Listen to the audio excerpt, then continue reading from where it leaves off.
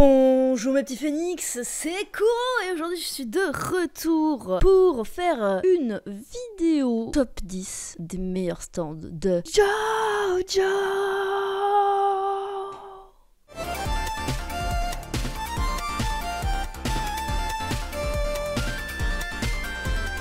Encore une fois, petit disclaimer, évidemment, le top a été fait avec mes goûts et bien sûr mon appréciation et aussi mon interprétation de l'œuvre. Donc c'est sur l'utilisation globale des stands et basé uniquement sur l'anime car je ne lis pas les scans ni le manga. Je préfère me réserver pour quand les animés sortent.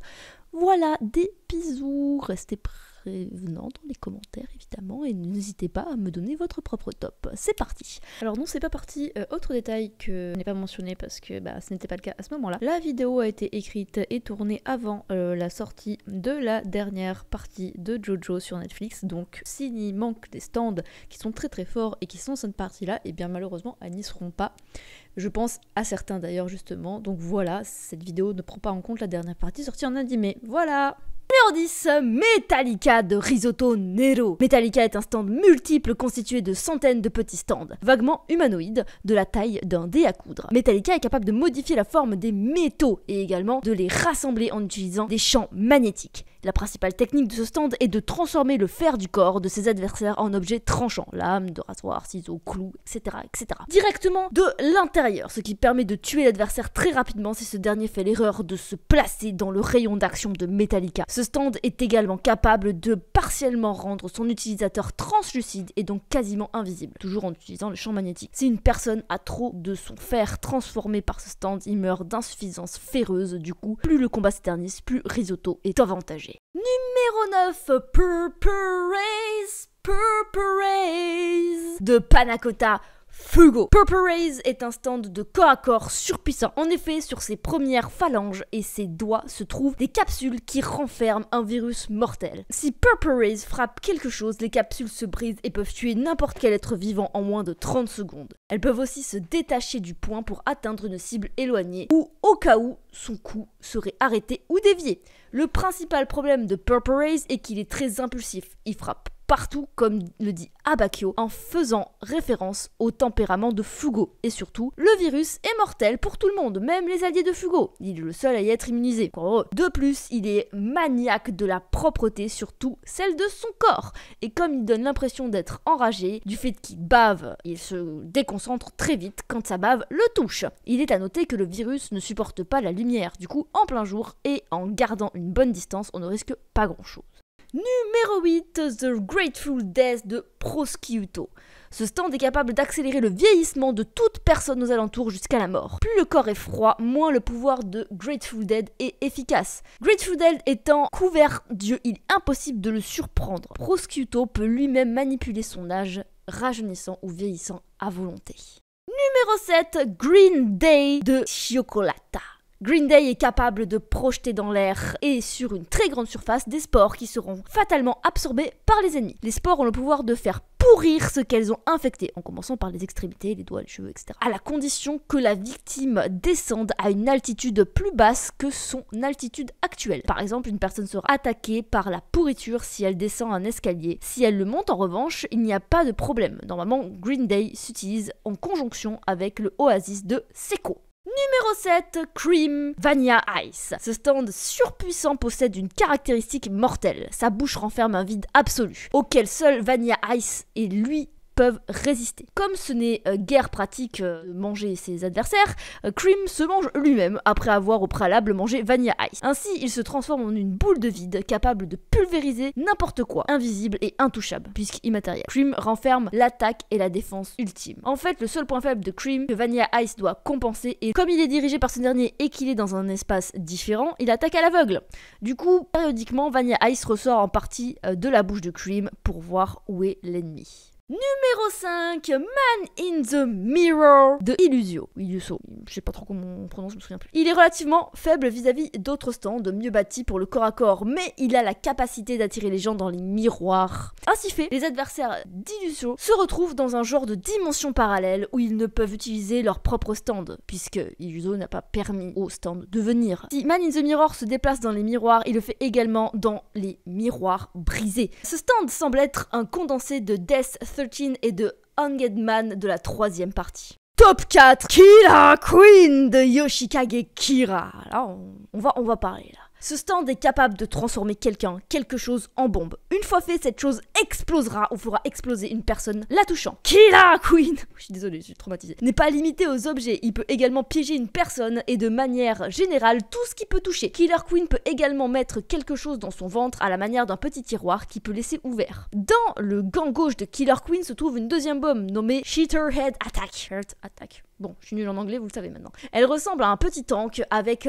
des emblèmes en forme de renard. Ce stand automatique peut traquer une personne puisqu'elle est dotée d'un rayon illimité. Ce stand traque l'ennemi grâce à sa chaleur corporelle, mais du coup, si une source de chaleur se manifeste, il ira l'attaquer, ce qui le rend versatile. Il semblerait que la cible doit croiser le regard de Sheer Heart Attack pour qu'elle s'active, puisqu'elle répète éternellement « regarde-moi » à la victime. Si ce stand est attaqué, c'est la main gauche de Kira qui en sera affectée, puisqu'à la base, il repose dans le gant gauche de Killer Queen. Enfin, même si Sheer Heart Attack est actif, Killer Queen peut toujours protéger Kira, même s'il a bien sûr perdu momentanément sa capacité à piéger les choses. Enfin, une troisième bombe du nom de Bite the Dust désolé, traumatisme encore, est acquise en fin de partie. Elle ressemble à une version miniature de Killer Queen. Cette bombe, une fois armée, reste en présence d'une personne qui connaît les secrets de Kira, à savoir qu'il est le tueur en série. Et surtout, qui n'est pas un manieur de stand. Si celle-ci parle de Kira à quelqu'un d'autre, si l'interlocuteur comprend par déduction le secret de Kira, ou encore s'il voit Bite the Dust, il mourra par une explosion déclenchée par le stand. Et ce de manière absolument instantanée. En fait, ce stand se téléporte dans les yeux des gens qui le voient. De plus, jusqu'à ce que Kira ait trouvé qui la bombe a tué, il laissera la journée de l'explosion se répéter. À part la personne suivie par Bite the Dust, personne ne se rend compte que la journée recommence. Mais Kira sait qu'elle le peut potentiellement. Même si lors de la nouvelle journée, la cible ne parle pas à la précédente victime qu'elle a fait le jour précédent, celle-ci mourra quand même sans que la journée recommence. À cause de cela, Bite the Dust peut tuer plusieurs personnes et Kira n'a pas à se préoccuper de ses poursuivants, puisque personne ne peut découvrir son secret. En fait, la seule personne en mesure de déjouer Kira est la cible de Bite the Dust. Ce dernier est également chargé de protéger la personne qui en est équipée de toute blessure, même si c'est Kira qui tente d'attaquer la cible. Les trois bombes ont le pouvoir de complètement désintégrer leur victime, ne laissant aucune chance de survie et surtout aucune trace.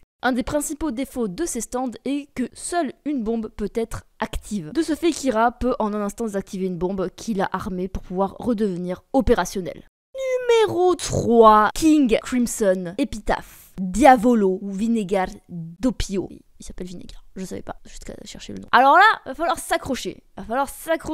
Et je vais essayer d'être la plus claire possible. Le pouvoir de ce stand est d'effacer le temps pour une durée de 0,5 à 10 secondes. Concrètement, ce pouvoir se manifeste de plusieurs façons et il est le plus complexe dans l'univers de Jojo. Son pouvoir fait toujours polémique parmi les fans, parce que par exemple, on y reprendra plusieurs fois avant de capter ce qu'il faisait, ce truc, parce que c'est vraiment limite incompréhensible la première fois qu'on regarde l'animé. Tout d'abord, imaginons le temps comme une ligne droite et plaçons deux événements, A et B, soit une ligne temporelle A, B. Voilà, il s'est passé un truc A et un truc B. King Crimson a le pouvoir de supprimer l'intervalle de temps entre A et B. Ça veut dire que par exemple, si il y a 3 secondes et puis A, 3 secondes et puis B, puis 3 secondes, imaginons, on passe à, du coup, 3 secondes A, B et 3 secondes, par exemple. Donc, du coup, il n'y a plus l'intervalle de temps entre les deux. Donc, si l'événement A s'est passé et que 3 secondes après l'événement B s'est passé, maintenant, il n'y a plus aucune seconde entre l'événement A et B dans la timeline. J'espère être assez clair dans mon explication. Mais personne ne se souviendra de ce qui aurait dû se passer à part Diavolo lui-même.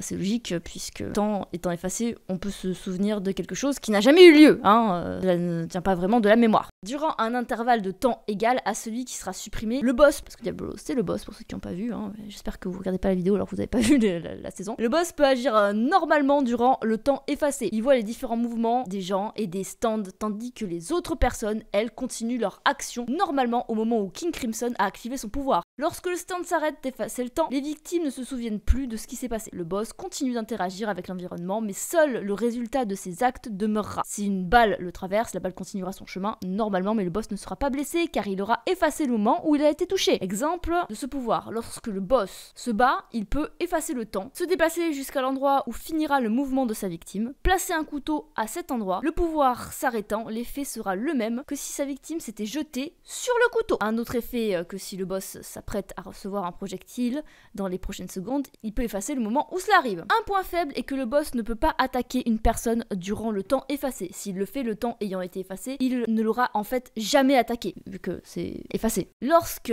Doppio manipule ce stand, le pouvoir de King Crimson est un peu différent de celui du boss, mais uniquement car Doppio comprend mal le pouvoir du stand. Doppio c'est son autre personnalité, si vous vous en souvenez. King Crimson permet à Doppio de voir les 10 prochaines secondes à venir, ce qui lui permet d'anticiper tous les mouvements de l'adversaire. King Crimson n'est alors plus qu'épitaphe, le pouvoir secondaire du stand, que Diavolo peut utiliser lui aussi. La différence entre Doppio et le boss est que durant l'intervalle de temps effacé, Doppio reste passif alors qu'il pourrait bouger et attaquer. Le boss, lui, est actif et agit librement. Voilà, j'espère avoir été assez clair, c'est un peu la merde pour expliquer ce stand. Numéro 2, Zawardo de Dio Brando. Le pouvoir ultime, The Ward, tout comme Star Platinum, est d'arrêter le temps. Toutefois, le stand de Dio est plus puissant que celui de Jotaro sur ce point, du fait des caractéristiques vampiriques de Dio, qui lui permettent d'utiliser moins d'énergie durant l'arrêt du temps. Cependant, au début du combat, l'opposant à Jotaro, il peut stopper le temps que 5 secondes. Néanmoins, dès qu'il récupère le sang de Joseph, cette période atteindra les 9 secondes. Des stands à courte portée, The Ward semble être le plus grand et surtout le plus puissant physiquement en combat rapproché. Sa force dévastatrice à vitesse incroyable, les qualités autoréparatrices du vampire Dio, ainsi que sa faculté extraordinaire à stopper le temps font probablement de The Ward, le monde, le stand le plus redoutable dans un rayon de 10 mètres, du moins dans Stardust Crusader. Il aura fallu, par de l'auteur, l'utilisation jusqu'à la dernière goutte de la bonne étoile de Jotaro afin d'avoir eu raison d'un tel adversaire, virtuellement invincible et immortel. Surtout que, si on comprend bien, Dio commence par 5 secondes, et puis dès qu'il boit le sang de Joseph, atteint directement les 9 secondes. Ça veut dire que virtuellement, The World peut être étendu à l'infini si Dio se donne la peine d'aller chercher le sang de X ou X personnes, ou même de s'entraîner, qui sait. Donc voilà. Et le numéro 1, The Number One, Gold Experience et Gold Experience Requiem de Giorno Giovanna. C'est un stand du n'importe quoi, évidemment. De toute façon, pour battre King Crimson, il fallait du tout un stand du n'importe quoi à la Zawardo. Zawardo étant un stand très très simple d'utilisation, mais la simplicité ne veut pas dire que ce n'est pas cheaté. Golden Experience, un stand relativement rapide et fort en combat rapproché, bien que limité à quelques mètres. Son pouvoir principal consiste à transformer ce qui est inanimé, non vivant, en quelque chose de vivant. Ainsi, il peut transformer une pierre en souris, un balcon en lierre, etc. Il peut utiliser ce pouvoir pour soigner des blessures, y compris les siennes. Toutefois, il a besoin de ses mains pour cela. De plus, n'importe quelle attaque lancée sur la forme de vie créée par Golden Experience est retournée vers l'attaquant. Si un être humain est frappé par Golden Experience, son esprit, ses réflexes et ses sens deviendront extrêmement rapides, mais pas son corps. Concrètement, il n'est plus possible pour la cible de bouger ou d'attaquer correctement. La version améliorée de Gold Experience, et donc Gold Experience Requiem, est capable d'annuler les effets de stand. Face à Diavolo qui avait effacé le temps, on pouvait croire qu'il avait remonté le temps, mais non, car il avait juste annulé le temps, effacé du temps. J'espère que c'est clair ce que je suis en train de dire. Il a annulé l'effacement. Voilà. En gros, c'est la merde cette saison. Bien sûr, il est toujours très fort au corps à corps, ceci étant accentué par le fait qu'il dispose d'une certaine capacité ultime. Ceux tués par ce stand se retrouvent à mourir de différentes façons, revenant à la vie au moment de leur mort, pour mourir de nouveau plus tard. C'est un stand de psychopathe. Et ce semble-t-il éternellement. Le stand est désormais en partie indépendant, il a l'usage de la parole, oui, à la fin, et protège malgré tout Giorno, car il est toujours lié à lui. Seul le stand a conscience de son pouvoir de boucle, ce qui le rend encore plus dangereux, car il est contrairement à son manière impossible à surprendre, et c'est sans doute le stand le plus invincible vu jusqu'alors. La seule faiblesse est que Giorno doit avoir la flèche avec lui pour l'activer. MDR, paye ta faiblesse. Voilà.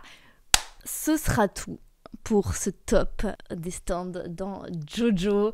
Le top 3 a été très difficile à faire parce que en fait le top 1 était simple parce que concrètement voilà, Giorno c'est complètement fumé, mais entre King Crimson et The Ward c'était un gros débat, mais je suis partie du principe qu'à partir du moment où The Ward arrête le temps, bah Diavolo ne peut pas bouger, ne peut pas activer son stand, donc ne peut pas effacer l'arrêt du temps. Enfin, c'est un peu compliqué, enfin je veux dire, en même temps c'est des trucs de temps, c'est la grosse merde, ça m'a retourné la tête, mais voilà, je suis partie d'un principe simple que The Ward arrête, le temps, il arrête du coup le boss, il peut pas bouger, il peut pas activer son stand, point final.